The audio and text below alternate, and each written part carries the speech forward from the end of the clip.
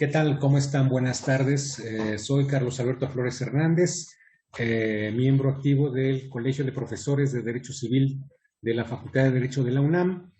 En esta oportunidad me permito compartir una breve exposición relacionada con la unidad 2, argumentos interpretativos de la asignatura Argumentación Jurídica del programa de licenciatura en Derecho de la Facultad de Derecho de la UNAM.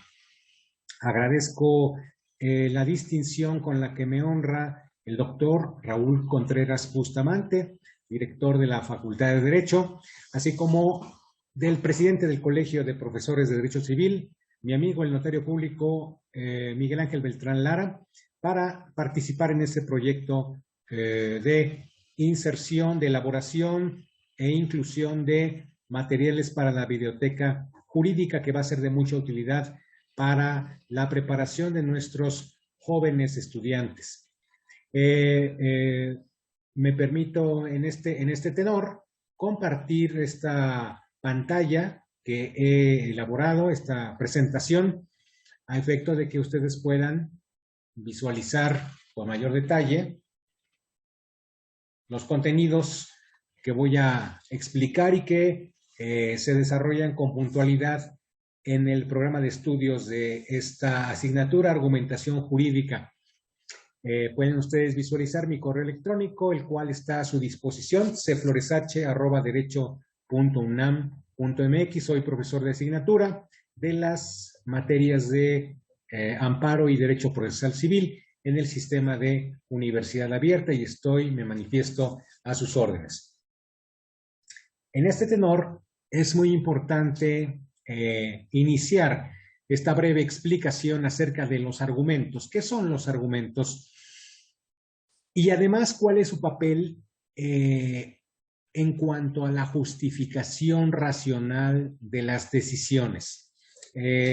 Como es de todo sabido, recientemente los temas relacionados con la teoría general del derecho y con la argumentación jurídica son temas sobre los cuales los estudiosos, la academia y quienes se preparan para desarrollar un papel en la abogacía estudian con ahínco y estudian dotados de mayores aproximaciones conceptuales.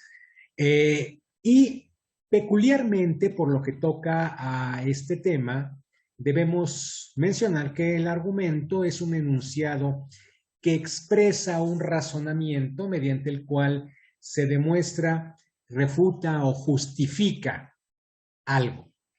Esa es la función básica del argumento. Todos en nuestra existencia, a lo largo de nuestra vida, tenemos constantemente que expresar razonamientos de manera oral, de manera escrita, tenemos que persuadir, tenemos que convencer, buscamos justificar las decisiones que nosotros tomamos y del mismo modo en el mundo del derecho, en forma particularmente en las últimas décadas, se ha hecho especial análisis de la tarea o la carga argumentativa que poseen tanto los juzgadores como abogados, así como otras personas interesadas en expresar razones que justifiquen diversas afirmaciones, diversas decisiones, diversos enunciados. Entonces, la importancia de identificar qué son los argumentos,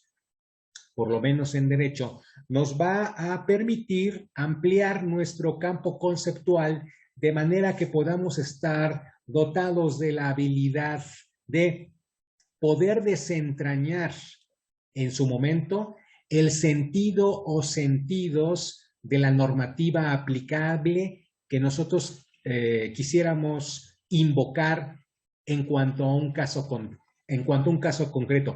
Y por el lado de los juzgadores, evidentemente esta tarea les impacta en cuanto a que deben presentar de manera clara, de manera precisa, de manera congruente, cuáles son los fundamentos de la decisión final que han asumido en torno a un litigio, a una controversia, a una disputa entre diversas partes.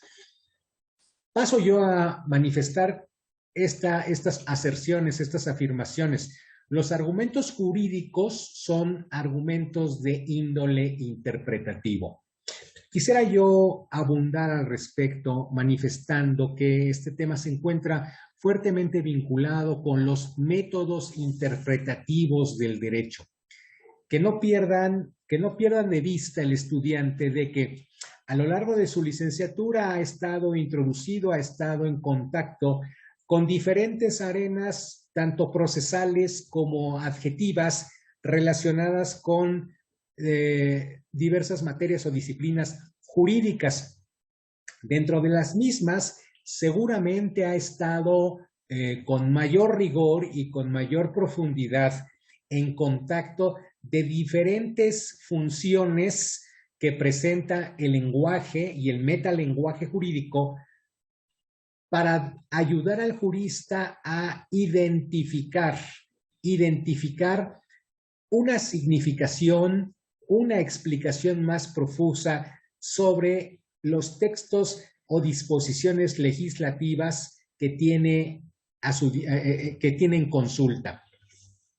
Un jurista, un técnico, un operador del derecho parte de una premisa. En lo claro no cabe la interpretación. Lo estoy señalando en rojo y lo estoy colocando en latín deliberadamente. In claris non fit interpretatio. En lo claro no cabe la interpretación porque si es clara una disposición expresa, es evidente que su significado no requiere algún añadido conceptual. No requiere del esfuerzo que el jurista debe emplear en lo oscuro, en lo falto de expresión. Si bien en lo claro no cabe la interpretación, en sentido contrario podemos también afirmar la interpretación ocupa de lo oscuro o de donde no existe disposición jurídica alguna.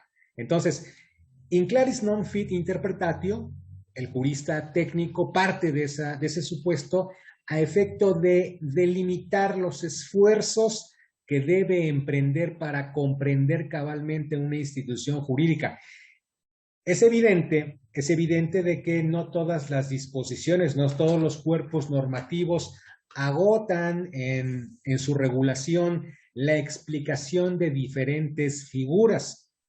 Recordemos que en la escuela de la exégesis en el siglo XIX la pretensión de los legisladores era una pretensión de índole incluso superior para explicar en forma casuística todos y cada una de las disposiciones que debía contener, por ejemplo, el Código Civil, de manera que el juzgador al resolver alguna controversia no tuviera más remedio que aplicar específicamente las disposiciones existentes, detalladas, casuísticas, hasta en los más ínfimos detalles con las cuales les hubiera dotado el propio legislador para hacer resolución de los problemas que tuvieran a la vista.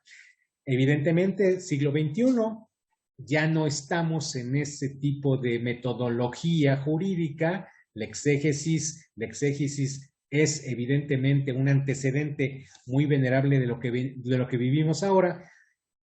En estos tiempos ha evolucionado esa función de interpretación, pero evidentemente, como lo expliqué con anterioridad, no todos los cuerpos normativos son capaces, mediante la labor del legislador racional, de detallar todas las hipótesis aplicables. En algunos casos, las instituciones tendrán detalles, tendrán aristas oscuras, tendrán alguna situación que deba de solucionarse.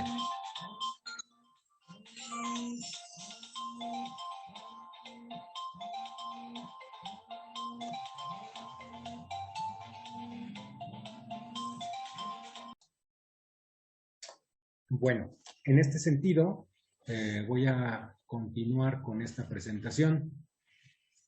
Les decía que no todas las instituciones jurídicas se encuentran reguladas completamente. Siempre va a haber espacio o habrá espacio para algunas omisiones en cuanto a lo que se refiere a esta falta de expresión en cuanto a los detalles, y por lo cual los métodos interpretativos vinculados a la tarea de la argumentación permiten extraer, atribuir o conferir sentido o significación a la normativa. Hay que tomar en consideración, en primer lugar, los denominados argumentos dialécticos. Los argumentos dialécticos podemos afirmar que son un conjunto de premisas supuestamente probables, pero que no lo son. Supuestamente probables. Se tratan de argumentos que no son demostrativos, pues parten de una confrontación de ideas. Es, según Aristóteles, una forma no demostrativa de conocimiento, dado que solamente es probable. Esta clase de argumentación es usual, por ejemplo, en las columnas de opinión de los periódicos o revistas, y sus autores afirman, donde sus autores afirman un argumento central y aluden a argumentos contrarios para confrontarlos. Esto es usual incluso en los medios jurídico-académicos, donde se hace necesaria la confrontación de argumentos. Por lo que hace a los argumentos apodícticos o demostrativos, estas ya implican un silogismo. Recordemos que el silogismo, en la lógica clásica, parte de una premisa mayor, una premisa menor y una conclusión. Por lo cual, esta clase de argumentos apodícticos o demostrativos, que son bastante evidentes, bastante usuales en nuestro medio académico, parten de premisas verdaderas para llegar a conclusiones, por lo general acertadas. Es muy importante retomar esas clases, esas lecciones de lógica para poder, para que nosotros podamos detectar con precisión cuáles son estos silogismos y sus formas en las cuales ellos están operando. Es muy importante también considerar de que no solamente hay una sola lógica, sino hay una pluralidad, hay muchas lógicas que tienen funciones que permiten llegar a la perfección de una demostración racional.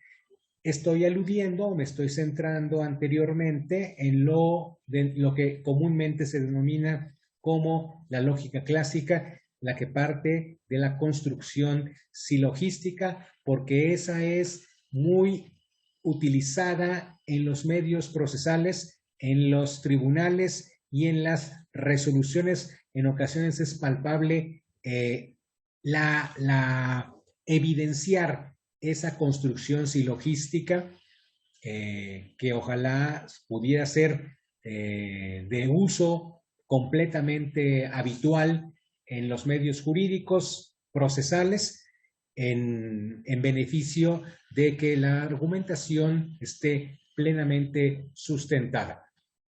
Continúo yo adelante con esta presentación, aludiendo ahora a los argumentos erísticos, así se denomina, así se encuentran, así es el nombre de estos argumentos. Son razonamientos que se muestran como silogismos, pero su conclusión es falsa o equivocada.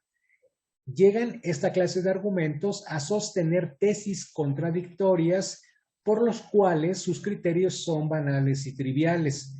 Tratan de defender algo falso y confunden, su pretensión es confundir al adversario. Estos argumentos erísticos originan pseudoconclusiones, también denominadas falacias, y paralogismos, también denominados sofismas. Sigamos adelante con esta presentación, de manera que podamos llegar enseguida a describir los argumentos deductivos y los argumentos no deductivos.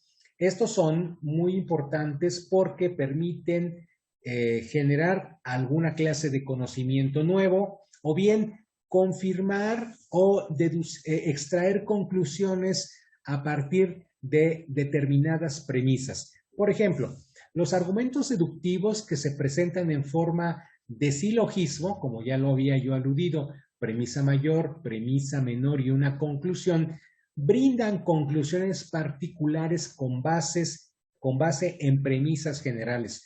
La conclusión, es muy importante ver esto, es consecuencia necesaria de las premisas que se manejan en el silogismo.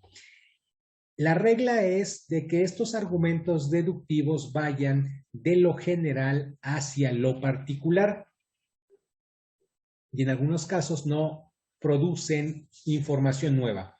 Pongo un pequeño ejemplo. Fíjense, los coleópteros son insectos con un aparato bucal masticador y un aparato digestivo. El escarabajo es un insecto con un aparato bucal masticador y un aparato digestivo. Por lo tanto, el escarabajo pues es un coleóptero. Esa es una forma de razonamiento por medio de un silogismo de índole deductivo. Ahora bien, los argumentos que no son deductivos se denominan inductivos y construyen, fíjense, la forma como operan esta clase de argumentos. Construyen una conclusión general a partir de la observación de casos particulares, es decir, van de lo particular hacia lo general. Es una forma usual en el discurso de corte científico e incluso es replicable en el derecho. Aquí les coloco un ejemplo. Los individuos A de la clase B poseen el atributo P. Los individuos B de la clase X poseen el atributo P. Y los individuos de la clase C, los individuos C de la clase X poseen el atributo P. Probablemente, esa es la conclusión, todos los individuos de la clase X posean el atributo P. Esta forma de ir construyendo tales premisas, pues también es evidente que puede ser utilizado en el ámbito jurídico. Ahora bien, otra clase de argumentos es el denominado argumento abductivo, es decir, es una abducción también denominada conjetura.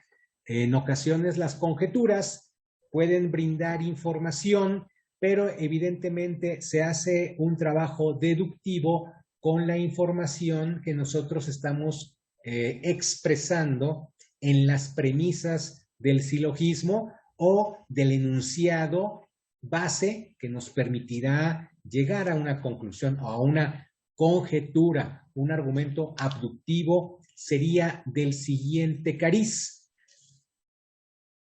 Es un enunciado cuya premisa mayor es evidente y la menor es únicamente probable, verosímil y plausible, por lo que la conclusión también será probable, verosímil o plausible. Fíjense en este ejemplo. Se identificó en el cadáver un impacto de bala en la cabeza y diversas lesiones menores en rodillas, brazos y cara. Por ello, no es factible que el individuo haya perecido por una caída accidental. En este caso, si nosotros estamos vertiendo una premisa mayor contundente, es decir, convincente, evidente, el cadáver presenta un impacto de bala en la cabeza y posee además o se identificaron lesiones menores, es poco probable de que ese señor haya perecido producto de una caída accidental, o sea, fue privado de la vida derivado de un impacto de bala en la cabeza y estas lesiones menores se las ocasionó con motivo de la caída después de haber perdido la vida. Entonces, este podría ser un ejemplo de abducción o conjetura, que es también muy utilizable en los ámbitos jurídicos. Ahora llamo la atención de todos ustedes con relación a algunas modalidades de los argumentos jurídicos inductivos. Aquí voy a presentar algunos de ellos de manera que ustedes puedan irse familiarizando con esta clase de argumentos que, insisto, presentan dentro del ámbito jurídico razonamientos que permiten colmar alguna insuficiencia, añadir o atribuir significación a alguna palabra o a algún conjunto de enunciados normativos, de manera de que quede clara o que quede claro el sentido de un enunciado normativo, una disposición jurídica. Fíjense ustedes, existe en principio el argumento a simili o por analogía. Este es un enunciado, este es un razonamiento que consiste en que para solucionar una laguna se traslada la solución de un problema a otro problema similar o equiparable. Recuerden ustedes, aquí seguramente ustedes tendrán noción de lo que significa laguna. Laguna es una insuficiencia en el ordenamiento normativo que impide prima facie resolver una controversia, resolver un problema. Sin embargo, para colmar esta insuficiencia normativa, este defecto, esta laguna normativa, un elemento muy importante podría ser emplear el razonamiento a simili o por analogía. Este argumento, me permito yo indicarles, evidentemente permite solucionar un problema donde no hay una disposición normativa basándose en una solución otorgada a un problema similar, equivalente o equiparable. Permítanme anotar dos detalles que me parecen muy importantes que los tomen en cuenta. De acuerdo a nuestra Constitución Política de los Estados Unidos Mexicanos, este argumento por analogía y otro argumento que explicaré un poco más adelante que se llama a fortiori o por mayor razón o a mayor razón, este par de argumentos están prohibidos en la aplicación de la normativa penal que especifica los tipos delictivos. Fíjense, dice el artículo 14 en su segundo párrafo. En los juicios, 14 constitucional, en los juicios del orden criminal queda prohibido imponer por simple analogía y aún por mayoría de razón pena alguna que no esté decretada por una ley exactamente aplicable al delito de que se trata. Recordemos de que un principio en materia penal es el de la exacta aplicación de la ley penal en cuanto a la tipificación de todos los delitos, así como en la imposición de las penas por actualizar alguna de esas hipótesis que preceptúa el tipo delictivo correspondiente. Por lo cual, en caso de insuficiencia o falta de disposición en la ley penal, no será posible aplicar la analogía ni el argumento de mayor razón. Reitero, porque la ley penal exige la garantía de la exacta aplicación de su normativa relacionada con las penas a las que se hacen acreedores quienes incurren en un delito. Si no hay pena o si el delito se encuentra defectuosamente diseñado, si el tipo penal se encuentra defectuosamente integrado, pues es evidente de que el juzgador no podrá imponer una pena privativa de la libertad o alguna medida de seguridad por esta prohibición constitucional. Sin embargo, en otras materias, como la materia civil, La analogía y también la mayoría de razón, el argumento de la mayor razón, sí son aplicables. Me permito yo referir en este sentido el contenido del artículo 1858 del Código Civil para la Ciudad de México. Tomen en cuenta ustedes esta situación.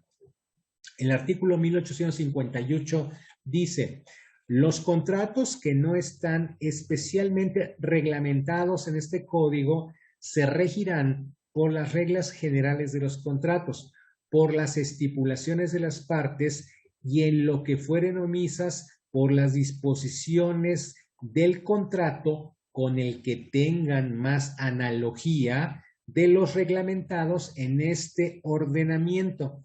Fíjense ustedes que este artículo 1858 del Código Civil para la Ciudad de México permite la aplicación por analogía de aquellas disposiciones de contratos que sean similares a otros que no tengan una solución clara, en donde existan lagunas normativas o bien en donde las partes hayan sido omisas en regular alguna hipótesis que deba ser exigible en un proceso.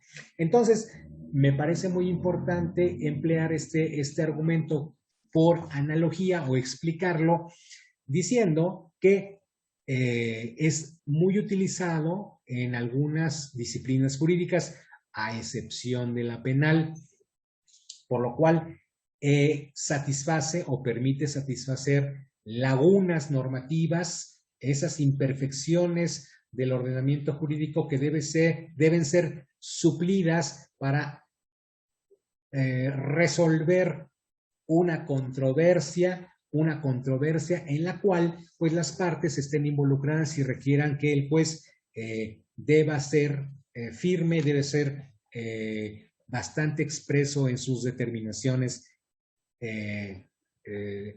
como les he explicado anteriormente. Un argumento también muy utilizado en los medios jurídicos es el denominado argumento a contrario. La interpretación en sentido contrario de una disposición jurídica permite brindar soporte a ciertas conclusiones. ¿Qué significa esto?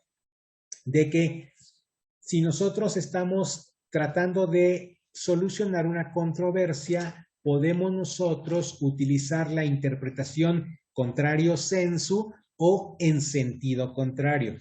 Voy a citar un pequeño ejemplo. En procesos electorales, durante los procesos electorales, las autoridades que organizan las elecciones consideran que para ellas, y así para todos los candidatos y los partidos políticos que participan en procesos electorales, todos los días y horas son hábiles.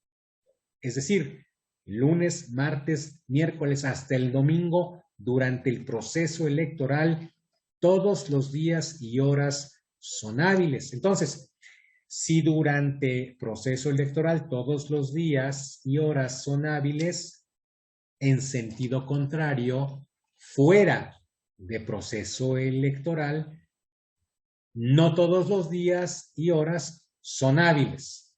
Esto es muy claro y permite solucionar controversias relacionadas, por ejemplo, con la presentación de medios de impugnación o con la celebración de determinados actos procesales que las partes específicamente para cuantificar los plazos o términos con el cual las partes dispongan. Es evidente que no surten, no corren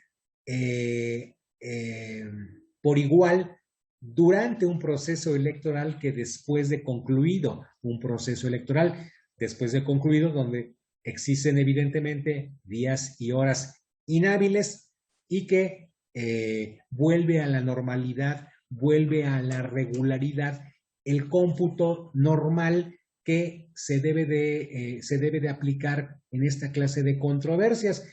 Obviamente, en materia, durante el proceso electoral, las impugnaciones, pues es muy importante ver cuando termina, cuando se está terminando, se está cerrando uno de los actos procesales, porque si todos los días y horas son hábiles en proceso electoral, los términos evidentemente son inmediatos, son de índole reducido. Entonces, para eso sirve el argumento a contrario. El argumento a fortiori, que es el argumento a mayor razón, podría ser enunciado mencionando que si existe la obligación para un sujeto, también existe para otros.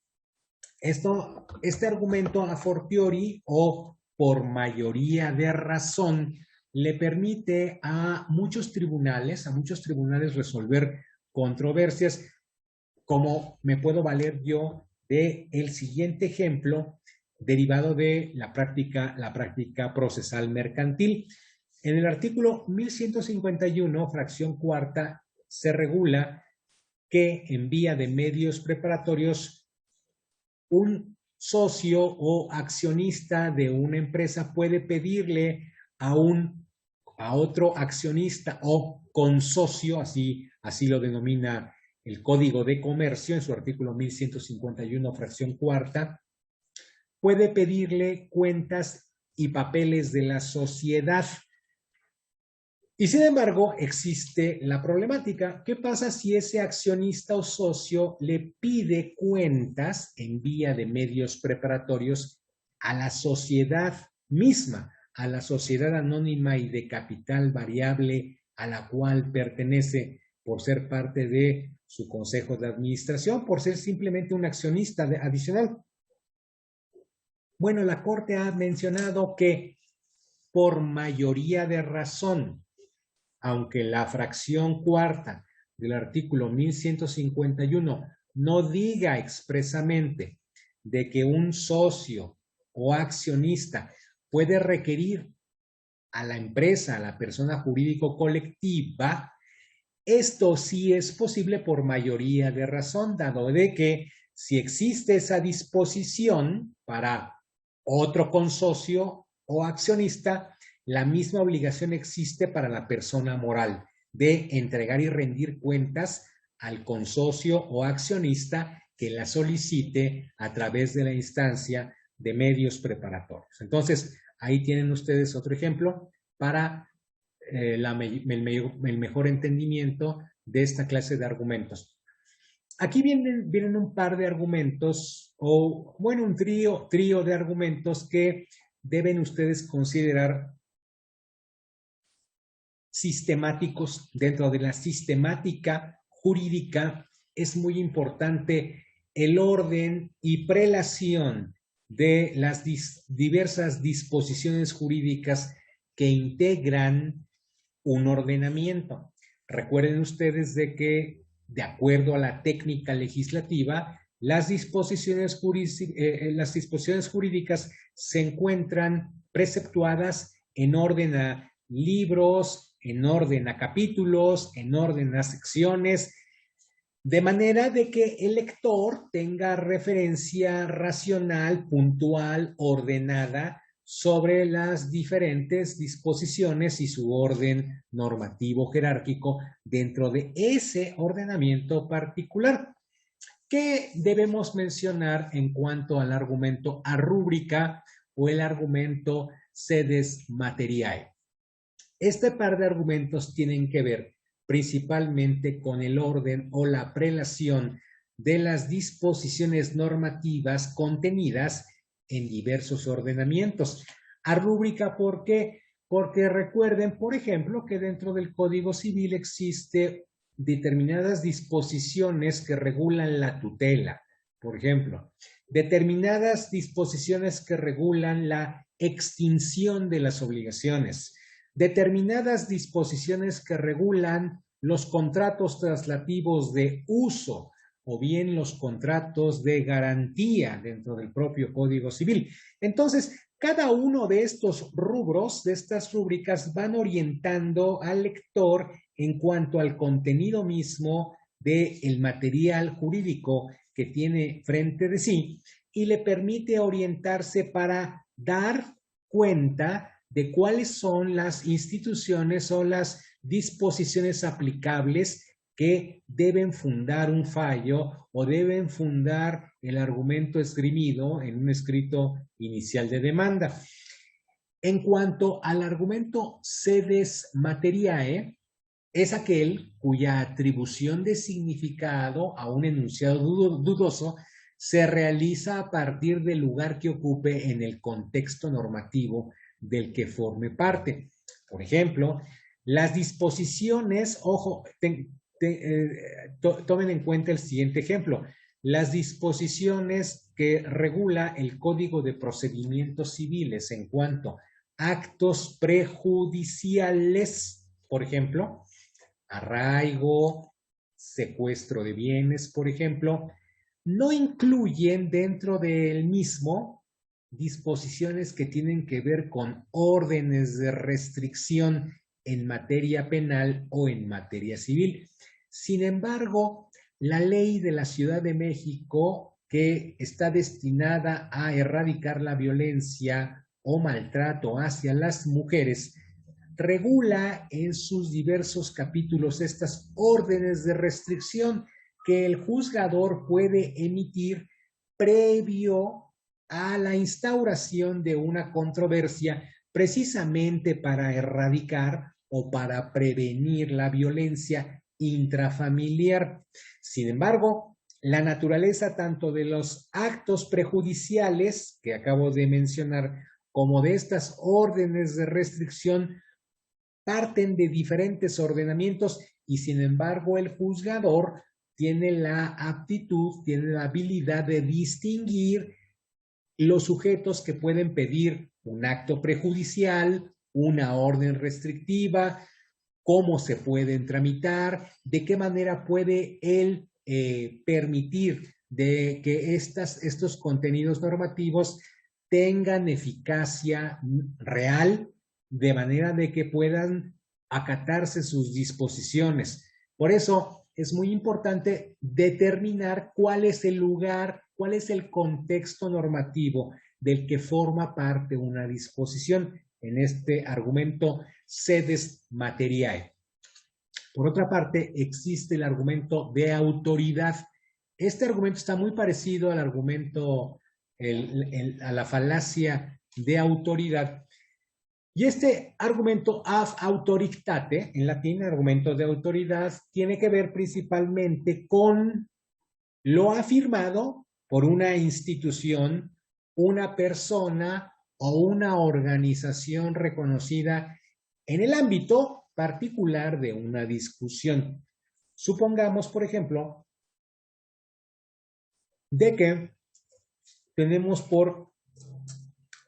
la necesidad de detectar o de identificar determinados usos mercantiles en la elaboración de determinadas prendas de vestir que son de índole autóctono porque las comunidades indígenas las elaboran, porque determinadas comunidades indígenas están participando de su comercio y quiere alguien detectar si existen usos mercantiles en esa industria en particular.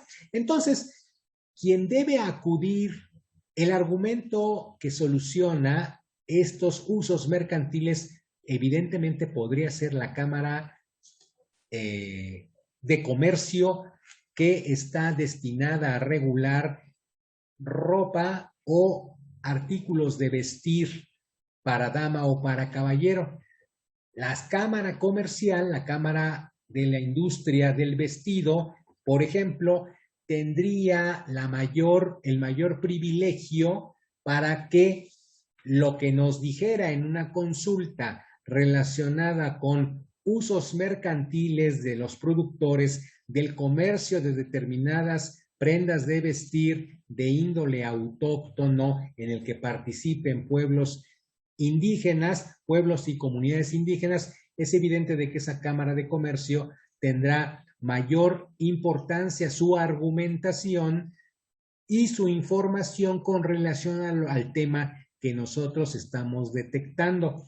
Si nosotros evidentemente estamos buscando, en otro ejemplo, en la asesoría de un profesionista especializado, un especialista especializado en una rama específica del saber, como podría ser la psiquiatría, como podría ser la psicología también, y queremos que en vía de un dictamen pericial se pronuncie sobre determinados aspectos o problemáticas de un núcleo familiar, es evidente de que lo que nos va a afirmar este perito tendrá mayor prestigio, tendrá mayor autoridad en razón de los conocimientos que posee con relación a una disciplina o rama del saber.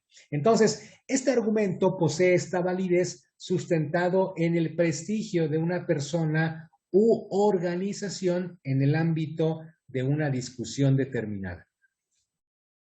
Aquí vienen algunos otros argumentos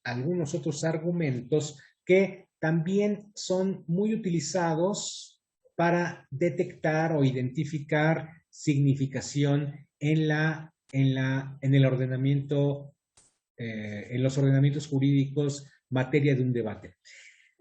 Hay un argumento histórico y también psicológico, el cual es muy utilizado frecuentemente cuando se trata de buscar las razones por las cuales una legislación fue creada. Fíjense ustedes de que para efectos de desentrañar lo que se denomina como la voluntad del legislador original, es frecuente que el intérprete se base o acuda a los argumentos relacionados con el diario de debates, con la exposición de motivos, con los diversos actos o trabajos preparatorios para la expedición, la discusión, la elaboración de ese ordenamiento normativo en particular. Yo quisiera solamente señalar de que esta clase de argumentos que pretenden desentrañar la voluntad del legislador, el espíritu, así también lo denominan los juristas, que permanece en algún lugar de los términos o los vocablos cuya significación se pretende desentrañar, pues es muy utilizado para fundar determinados fallos, pero debe mencionarse que es muy limitado en cuanto a la aplicación de casos novedosos y que en tanto están tratando de desentrañar lo que se dijo en unos diarios de los debates, hay que ver también de que la problemática que está tratando de resolver en ocasiones la supera pues el avance de la sociedad, porque se plantean otra clase de problemáticas ante cuya magnitud la legislación antigua es hasta cierto punto insuficiente. Aquí existe también otra clase de argumento denominado argumento teleológico. La validez del argumento teleológico deriva de considerar la finalidad de las disposiciones que se están interpretando. Esta interpretación teleológica era muy utilizada por la escuela de la jurisprudencia de intereses. Esta escuela del siglo XIX en Alemania buscaba, evidentemente, detectar o identificar la finalidad para la cual una legislación, un ordenamiento había sido creado. Podemos ilustrar, por ejemplo, este argumento teleológico refiriendo el caso, por ejemplo, de la presunción indubio pro operario, es decir, a favor del trabajador, que es una presunción que establece la Ley Federal del Trabajo. Y su empleo o su utilización para resolver disputas o controversias laborales frecuentemente está basada por el espíritu garantista o social que tiene la legislación del trabajo que es protectora de los intereses y de los derechos de la clase trabajadora, en contraposición con la influencia que puede tener las organizaciones patronales o el empleador, anteriormente denominado patrón. Pues el argumento teleológico podría explicarse a partir de la presunción indubio pro operario, que significa fallar a favor de los mejores intereses, interpretar una normativa de índole laboral a favor de los intereses de los empleados o de los trabajadores en atención a la finalidad que tiene la legislación laboral en México, por lo pronto. Ahora, también quisiera yo explicar el argumento a coherencia.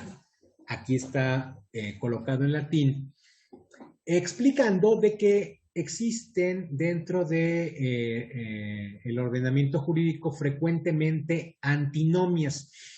Las antinomias son contradicciones, estimados y estimadas alumnas. Son contradicciones.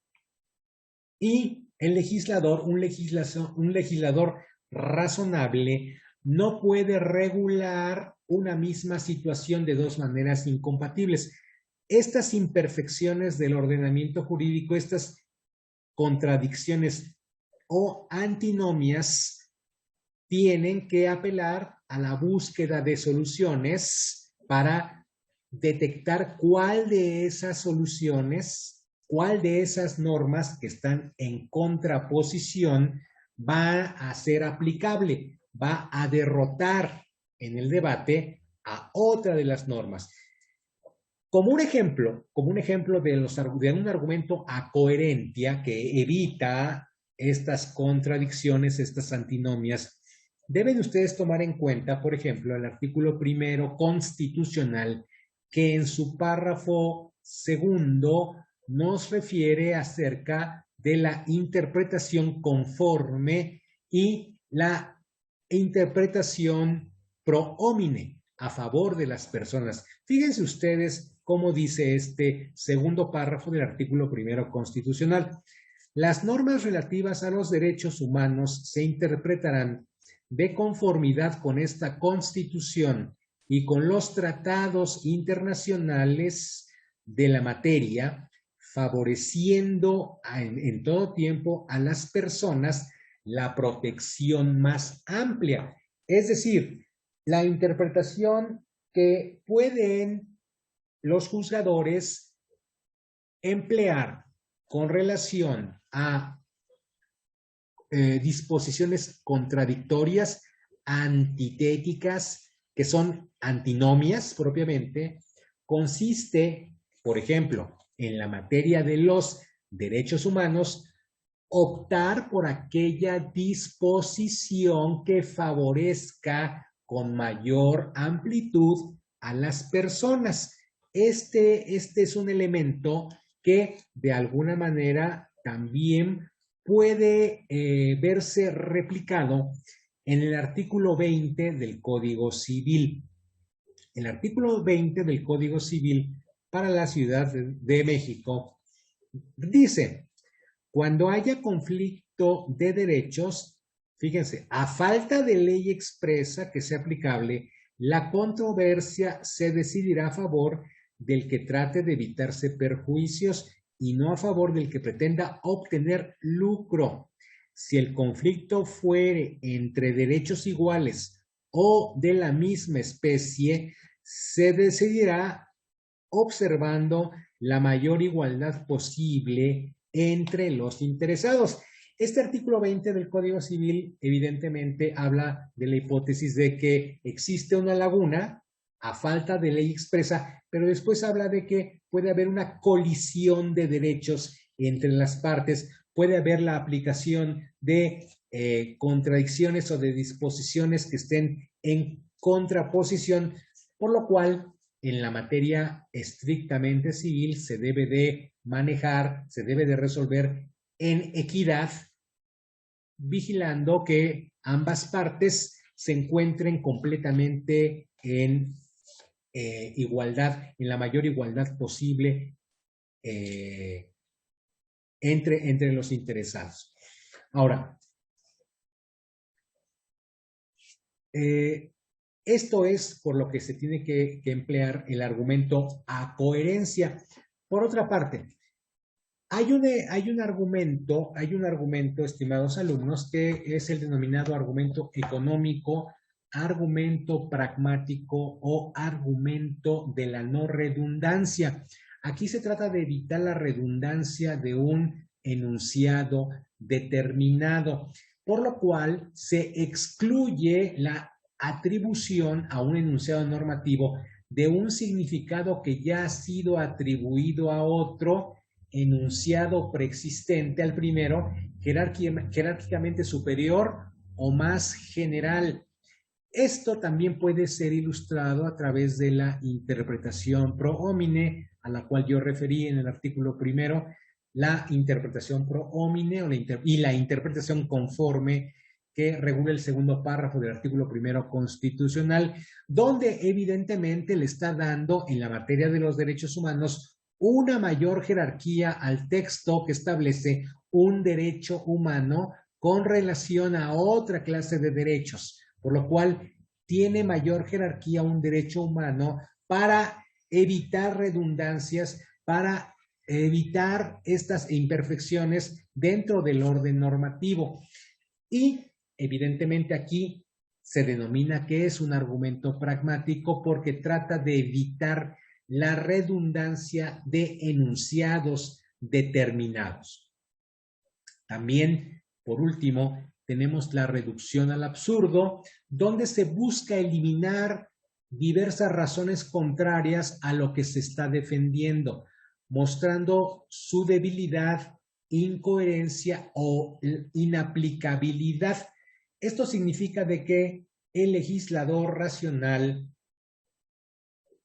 cuando elabora ordenamientos y ofrece una pluralidad de disposiciones normativas, el juzgador deberá elegir aquellas que sean robustas, que sean las más fuertes para resolver un asunto y en contraposición para eliminar aquellas que no sean correctas, podrá optar también por reducirlas al absurdo, es decir, por mostrar sus debilidades, sus puntos débiles, su incoherencia o falta de aplicación al caso concreto, de manera que puedan ser desestimadas jurídicamente y que únicamente primen las razones que son aplicables realmente y que están resolviendo la controversia que se le está planteando al juzgador.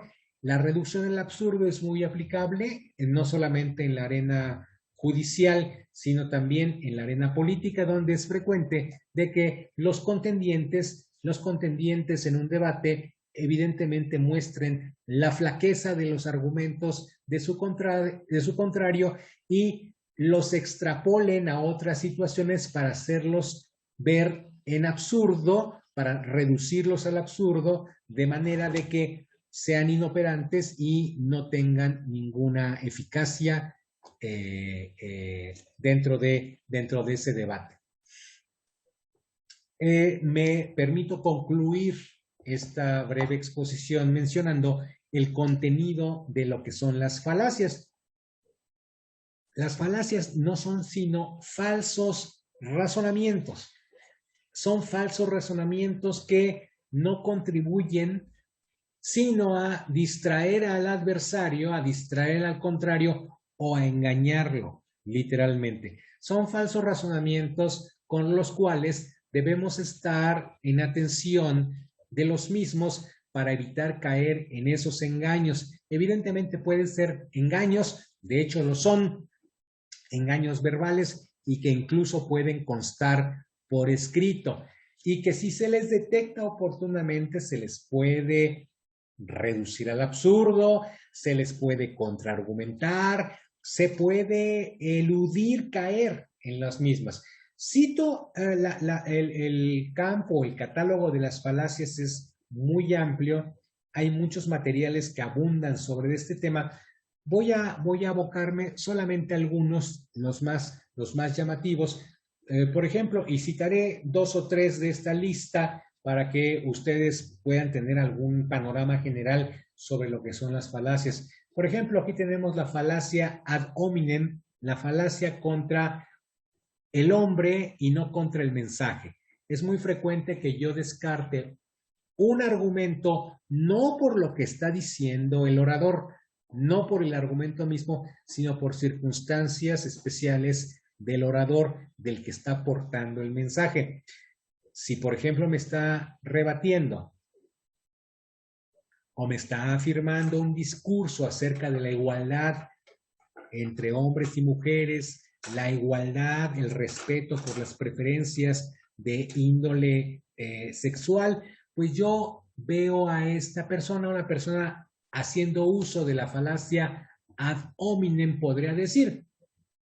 Pues yo creo que tú estás absolutamente equivocado porque tú llevas una vida absolutamente disipada y además eres un ser antisocial, para decirlo en términos elegantes, para decirlo en términos suaves. No te hago caso, no por lo que tú me estás diciendo, no por tu discurso, sino por circunstancias especiales. No te hago caso, es falso lo que tú me estás diciendo porque llevas una vida disipada, llevas una vida desordenada, no eres confiable tú. Pero estoy evitando el debate porque no estoy yo contestando todo el discurso que me está refiriendo sobre la igualdad de derechos, el respeto por las preferencias, en fin. Este es un ejemplo de una falacia ad hominem. Por ejemplo, también es muy frecuente el de la falacia a la popularidad, falacia que es muy frecuente en nuestro medio. Yo soy tan popular, tan querido, tan apreciado por mis conciudadanos que todo lo que yo estoy diciendo es verdad. Y es verdad porque soy popular, porque tengo prestigio, porque me respetan. En este caso, el argumento no se sostiene solamente porque el sujeto, el orador, está diciendo de que es muy querido. No se sostiene porque está engañando al auditorio. Lo está engañando diciendo, créanme porque soy popular, créanme porque yo tengo ascendiente social, soy simpático, la gente me apoya, vamos a lograr estas metas, háganme caso y créanme. Eso es una falacia que apela a la popularidad del orador, no a la fuerza, a la convicción, a la verdad de su mensaje, de las premisas que está enarbolando. A ver, otra de estas falacias es la falacia de autoridad. Esta es muy usual.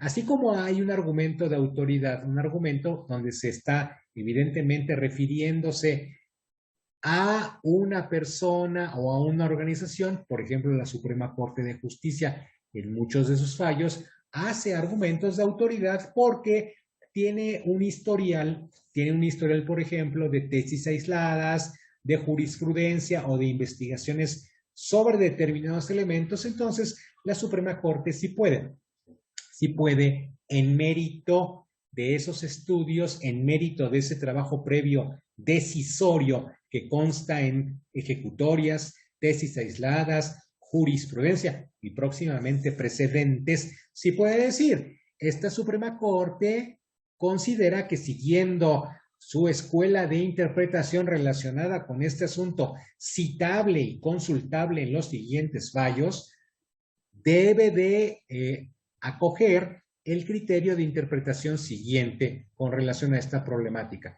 Ese es un argumento de autoridad bien fundado, porque la autoridad evidentemente, en el argumento de autoridad, tiene precedentes, tiene material, puede invocar sentencias que ya ha hecho ella misma y está incluso apartándose de algunos otros criterios. Sin embargo, la falacia de autoridad es dogmática. ¿Por qué es dogmática? Porque para decirte lo que te tengo que decir me baso en lo que yo puedo imponer por mí mismo. digamos que es lo que nos dicen en casa, porque lo mando yo, que soy tu papá, o porque lo mando yo, que soy tu mamá. Y párale de contar, ese es un argumento de autoridad que no se sostiene, es dogmático cuando el sujeto no tiene algún otro argumento para referir, para invocar, pues es contrario, es antitético al argumento de autoridad que refería anteriormente. Insisto, la Corte puede decir, esta Corte considera en atención a los siguientes casos, las siguientes tesis aisladas, los siguientes estudios que ha obtenido, que el sentido normativo de esta cláusula tiene que interpretarse del siguiente modo y se aparta de estas otras interpretaciones que también ha producido.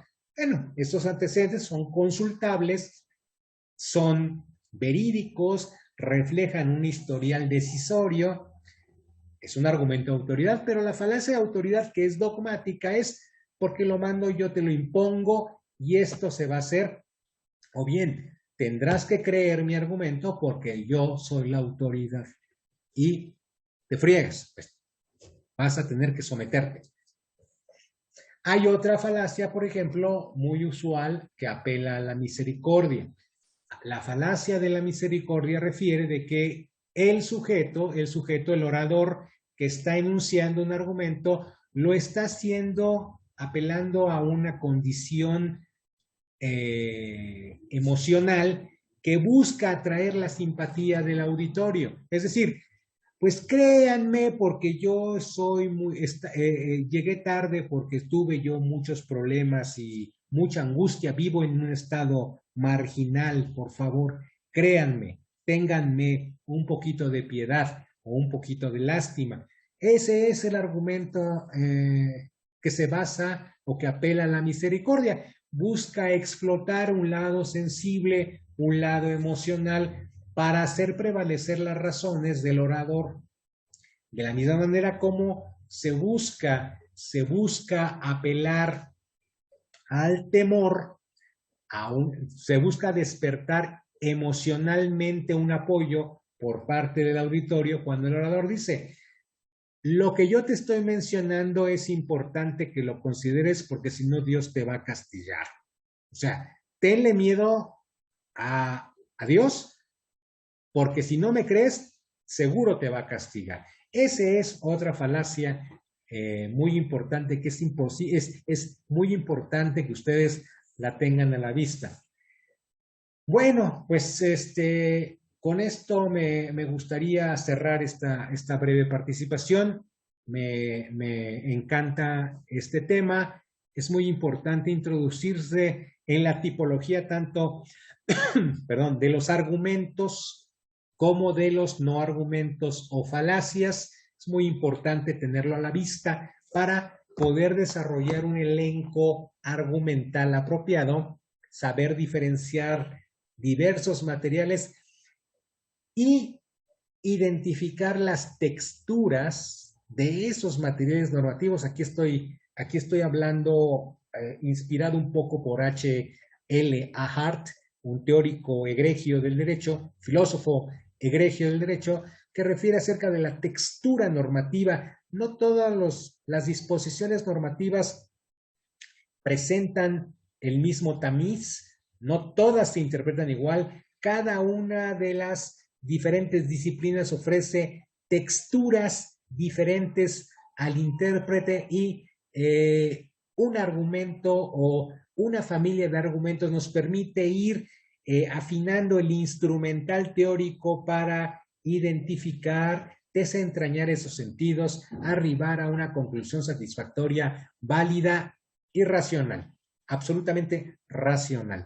Bueno, pues creo yo haber cubierto los elementos de esta unidad y les envío un cordial saludo a todos ustedes. Muchas gracias.